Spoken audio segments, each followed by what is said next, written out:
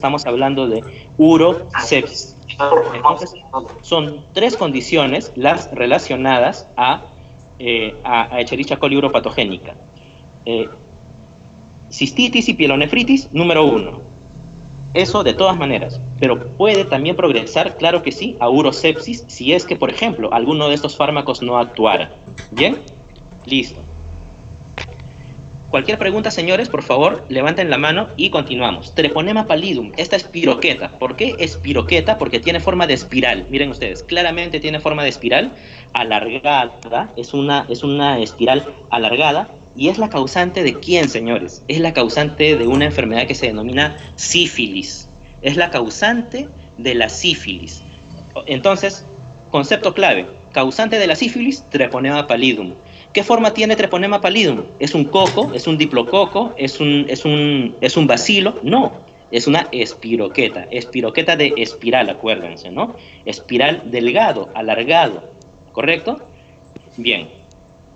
La sífilis es una infección bacteriana crónica causada por treponema pallidum, ya lo dijimos, y se presenta de manera muy particular y de mayor manera, en realidad, de mayor manera, en países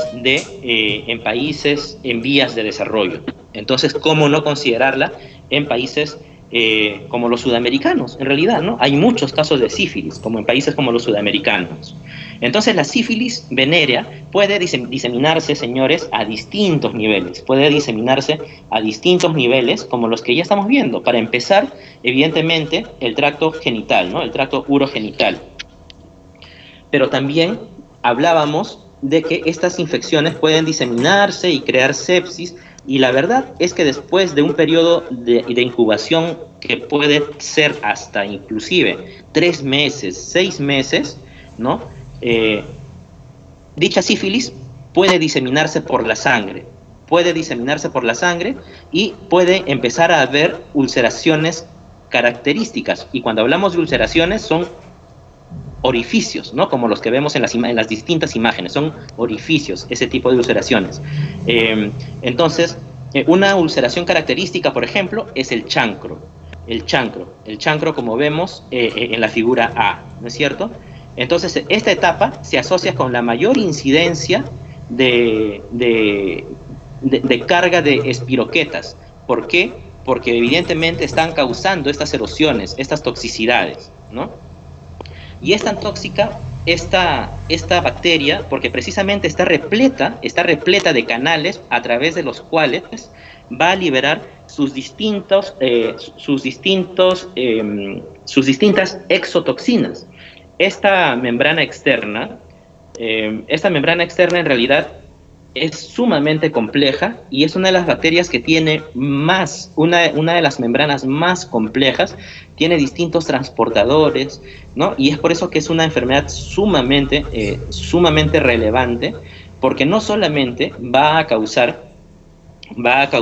enfermedades a nivel del tracto genitourinario, sino que si se disemina puede causar enfermedades a nivel del sistema nervioso central. Y ahí tenemos, por ejemplo, a la famosa neurosífilis, ¿no? Entonces recordar eso, ¿sí? Ya recordemos algo muy importante, tan simple como la forma. Es piroqueta, espiral, es delgada, ¿verdad? Y es causada esta enfermedad por treponema pallidum, ¿ok? Ahora, algo importante también que debemos considerar, y nos vamos a ir acá, a esta lámina. ¿Por qué? Porque nos muestran las distintas etapas de la sífilis. Hay distintas etapas de la sífilis que estoy seguro ustedes ya conocen. La primera es la sífilis primaria, obviamente. Luego tenemos 2 más, la secundaria y la latente. ¿Ok? Luego, latente, tenemos a una terciaria inclusive. Entonces tenemos sífilis primaria, secundaria, latente y terciaria. Y aquí es donde yo les pido que me pongan atención, que me pongan especial atención. Ojo, ¿por qué? Porque si se dan cuenta, si ustedes prestan atención a las características de cada una de estas etapas, cada una de ellas tiene una característica distinta, ¿no? Miren ustedes. La sífilis primaria, ¿por qué se caracteriza? ¿Qué es lo que tiene la sífilis primaria que no tienen las otras fases o las otras etapas? ¿no? Es la presencia de chancro. Esa erosión o esa manifestación denominada chancro, entonces, ¿de quién será característica, señores? ¿De quién será característica? De la sífilis primaria, ¿correcto? Estamos todos de acuerdo, entonces, estamos todos de acuerdo que el causante es la sífilis primaria, ¿verdad? La sífilis primaria es causante de este chancro en la zona de infección. Bien, el rash diseminado o linfadenopatía es característica ¿de qué? De la sífilis secundaria. Entonces la linfadenopatía generalizada, ¿no? La linfadenopatía generalizada es característica ¿de quién? De la sífilis secundaria. Entonces, muy importante esa diferenciación, ¿ok? Muy importante esa diferenciación. Listo. ¿Qué más? La destrucción tisular resulta fundamentalmente de la respuesta inmune del hospedador a la infección. Como dicha bacteria, han visto ustedes ese sistema complejo en la membrana, libera muchas toxinas. Esta bacteria tiene la particularidad que dichas toxinas no necesariamente son tan virulentas, si cabe la palabra, no necesariamente son tan virulentas para causar dicha erosión, por ejemplo. Muchas veces la destrucción tisular en la sífilis no es por las toxinas bacterianas, es por la respuesta inmune del hospedador. Entonces, esta bacteria tiene esa característica. Bien, presentación clínica de la sífilis, primaria, secundaria. Teníamos una latente también, ¿verdad? Y teníamos una terciaria, pero aparte de esas tenemos una congénita. En el cuadro A, chancro primario, ¿verdad? Chancro, si nos dicen chancro, es primario. Si hablamos de sífilis secundaria, en una mujer embarazada que tiene una erupción palmar, por ejemplo, en la lámina C. En la lámina D, erupción palmar en la sífilis secundaria, ¿no? Luego tenemos la sífilis congénita transmitida de madre a hijo en la lámina E, ¿ok? Bien, ¿qué más? Veamos acá. Tenemos a los estadios de la sífilis primaria y de la sífilis terciaria. Miren ustedes, cuando tenemos la sífilis primaria o temprana, que se da entre las 2 y las 4 semanas, es ahí donde vamos a encontrar una carga elevada de anticuerpos. ¿Cuál es el antígeno? La bacteria, ¿correcto? Obviamente, si recién ingresa la bacteria con una alta carga bacteriana, obviamente se va a generar una gran cantidad de anticuerpos contra treponema, ¿no? Entonces, ante la pregunta, ¿en qué fase hay un aumento exponencial de anticuerpos antitreponema? En la fase primaria, en las fases primarias de la sífilis, o fase temprana también, ¿verdad? Listo, ¿qué más? Esto lo resumimos en una sola palabra. Tratamiento para la sífilis, señores, penicilina. Así de sencillo, penicilina. Hay muchos tipos de penicilina indicadas en si es primaria, si es terciaria, etcétera. Hay muchos tipos de penicilina, pero para la sífilis en general, penicilina. ¿Ok? Listo. Así de sencillo, sífilis. ¿Preguntas hasta ahí? Nos vamos entonces con Neisseria gonorrhoeae.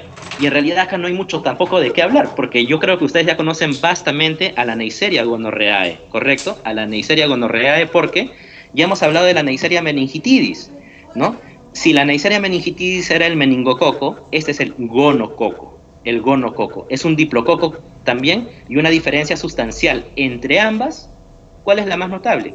La presencia y la no presencia de la cápsula, ¿verdad? La presencia y la no presencia de la cápsula. Muy bien, ¿qué más? Vamos a ver.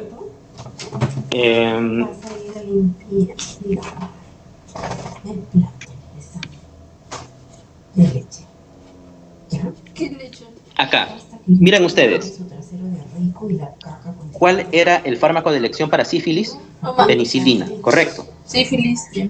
No, me estás haciendo confundir. Hay un fármaco que por mucho tiempo se ha usado para Neisseria gonorrhoeae, pero pero a la larga ya no es eficaz. ¿Y por qué no es eficaz? Ya no es eficaz, señores, porque ya no es eficaz porque esta penicilina ya no es eficaz porque esta bacteria, vean al final, va a tener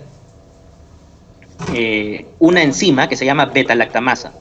La penicilina es un fármaco que tiene en su estructura química un anillo beta-lactámico, ¿verdad? El famoso anillo beta-lactámico, esa es la penicilina, y a partir de ahí se derivan, si le agregan un metano, un carbono, un flúor, etcétera, se derivan pues la amoxicilina, etcétera, etcétera. Todos ellos son los fármacos beta-lactámicos.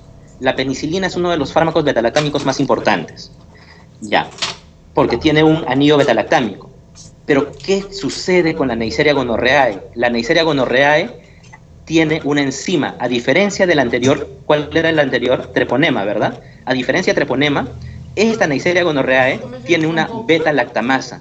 Es decir, esta beta-lactamasa, su nombre lo dice, enzima, asa, rompe el anillo beta-lactámico, hidroliza, como dice acá, el anillo beta-lactámico de la penicilina. Por lo tanto, algo importante que tienen que recordar es que el factor de virulencia producido por Neisseria gonorrhoeae, que hidroliza el anillo beta-lactámico de la penicilina, ¿cuál será? La beta-lactamasa. Por su propio nombre lo sacan. ¿Ya? Listo. Tiene otros fármacos, tiene otros factores de virulencia, pero me interesa ese sobre todo, porque muchas personas piensan que contra Neisseria gonorrhoeae, penicilina, porque como contra el chancro y contra la sífilis se utiliza penicilina, muchas personas piensan que contra la gonorrea también se utiliza penicilina, y eso es falso. ¿Por acción de quién? Por acción de esta beta-lactamasa. Eso me interesa que conozcamos, eso me interesa que sepamos el día de hoy, ¿bien? No vamos a ahondar mucho en este mecanismo patogénico, porque básicamente es el mismo mecanismo patogénico, señores, ¿de quién? De Neisseria meningitidis. Y miren ustedes, aquí este autor inclusive, si bien es cierto, nos habla de Neisseria gonorrhoeae, nos hace recordar este tipo de transporte que se llama transistosis, ¿verdad? ¿Se acuerdan ustedes que hay 3 mecanismos de atravesar una barrera? Uno trans, uno para, y otro, ¿cómo se llama? Caballo de Troya, correcto, caballo de Troya. Entonces, vamos a enfocarnos en lo más relevante, como les decía, ¿no? Yo creo que sobre Neisseria meningitidis es eso, básicamente, la beta-lactamasa, que es digamos, el fármaco, la enzima que neutraliza de alguna manera, y más que neutraliza, destruye el anillo beta-lactámico de la penicilina. Por eso la penicilina no sirve con gonorrea, contra Neisseria. ¿Bien? Vean ustedes, miren, a lo largo de los años, Neisseria gonorrhoeae ha utilizado una serie de recursos para poder ser tratada. Y con el tiempo cada vez más va apareciendo más resistencia, Primero se usaban las sulfonamidas, ¿no?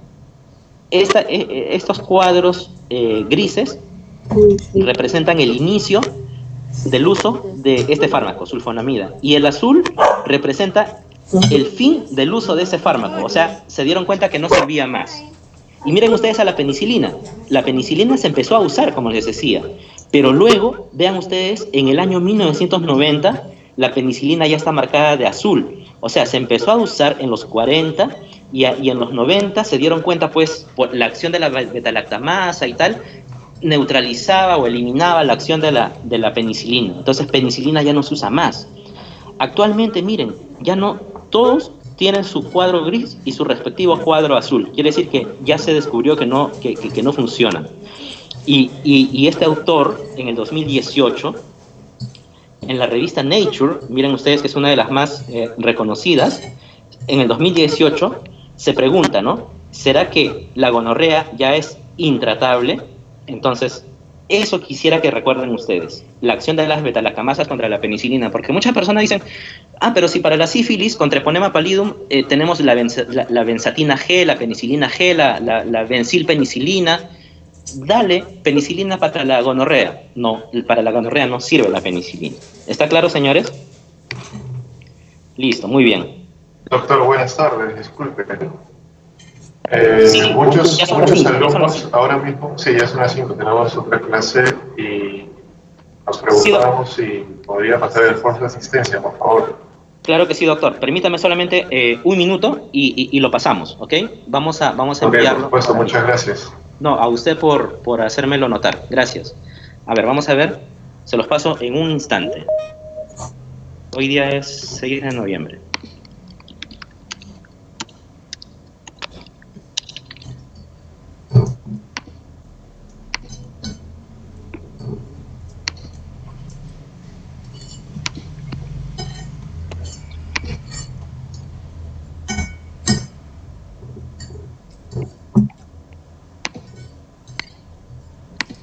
Ya, está desde las 5, que es en este momento, ¿verdad? Hasta las 5:15, ¿ok?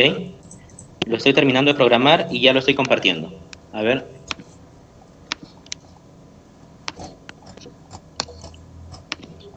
Listo, a ver. Va. Sí, listo, doctor. El doctor Yair Sebastián, ¿verdad? Ya está. También, sí. Sí, precisamente. Muchas gracias por hacérmelo recordar. ¿Ya?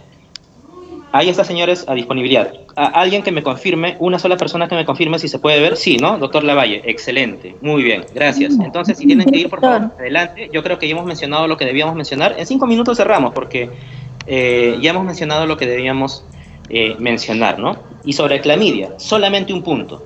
Solamente un punto. Yo me imagino que ustedes también ya lo leyeron ya. Hay dos formas distintas de clamidia. Los cuerpos elementales infecciosos, que se denominan elementales. Ojo, ¿cuáles son los infecciosos? Los elementales. Y los no infecciosos son los cuerpos reticulares. Así de sencillo. Miren ustedes, los cuerpos elementales de anaranjado y los cuerpos reticulares de...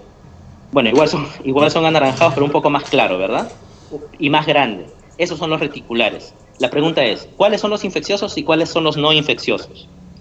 Los elementales son los no infecciosos. No, perdón, los elementales son... ¿Qué son los elementales? Infecciosos. Los infecciosos. Y los reticulares, los más grandes, son los no infecciosos. ¿Estamos? Listo. ¿Qué más podemos decir sobre clamidia? Sobre Clamidia trachomatis, libera una gran cantidad de toxinas bacterianas. ¿A través de qué? ¿A través de qué, señores? Recuerden este concepto siempre. El sistema de secreción. En este caso, clamidia tiene el sistema de secreción tipo 3, ¿no? Que permite, recuerden ustedes que les mencionaba, ¿no? Esto parece una jeringa, una agujita, a través de que la bacteria va a inyectar en la célula del hospedero, y a través de esa jeringa, de esa agujita, la bacteria le va a traspasar todas sus toxinas y otros factores de virulencia a la célula del hospedero. Bien. No vamos a ahondar, para el caso de clamidia, en este ciclo patogénico y tal, ¿no? Si tocara en el seminario, sí creo, no, el seminario es de otra bacteria. Si tocara, ahí sí me interesa, obviamente, que ampliemos sobre esto. Pero, en realidad, como ven ustedes, es sencillo. ¿Por qué? Porque vamos a mencionar solamente dos cosas, y con esto terminamos. En cuanto a Clamidia trachomatis, infecciones urogenitales, que es el capítulo que nos toca ahora. Proceso agudo que afecta al aparato genitourinario y que se caracteriza por ¿qué, señores? Por una secreción mucopurulenta. ¿Quién está infectado por clamidia, señores? ¿Aquellas personas que tienen una erosión, como en el caso de sífilis? No. ¿Aquellas personas que tienen unas ampollitas, como en el caso de las herpes genitales? No. Las personas que están infectadas por clamidia tienen una secreción mucopurulenta, como un moquito de color grisáceo blanquecino, ¿no? Esa es la clamidia trachomatis, secreciones. Aquí no hay ampollitas, acá no hay erosiones ni úlceras, es secreción. Esa es la clamidia trachomatis. ¿Por qué? Porque esa secreción es representativa de ¿qué? De la acción de las toxinas que precisamente están realizando su acción, valga la redundancia, en las células urogenitales, en el tracto urogenital. Y al necrotizarse muchas de esas células, evidentemente van a secretar este tipo de sustancias, secreciones mucopurulentas, ¿no? Entonces, esa es característica de Clamidia trachomatis. ¿Qué más? Y así de sencillo. Esto era lo que quería recordar, lo que he visto, sobre todo en sus formularios, en el aula virtual, ¿no? Y bueno, lo que me parece relevante que recuerden para su evaluación, ¿no? Hasta ahí, señores. ¿Preguntas? ¿Tienen ustedes alguna pregunta que necesitemos? Exactamente, sí. A ver, vamos a ver. Sí. Sí, la doctora Xiomara, ¿verdad? La doctora Xiomara, los reticulares son no infecciosos. Exactamente. Hay dos tipos. Los elementales, que son los infecciosos, y los reticulares, que son los no infecciosos.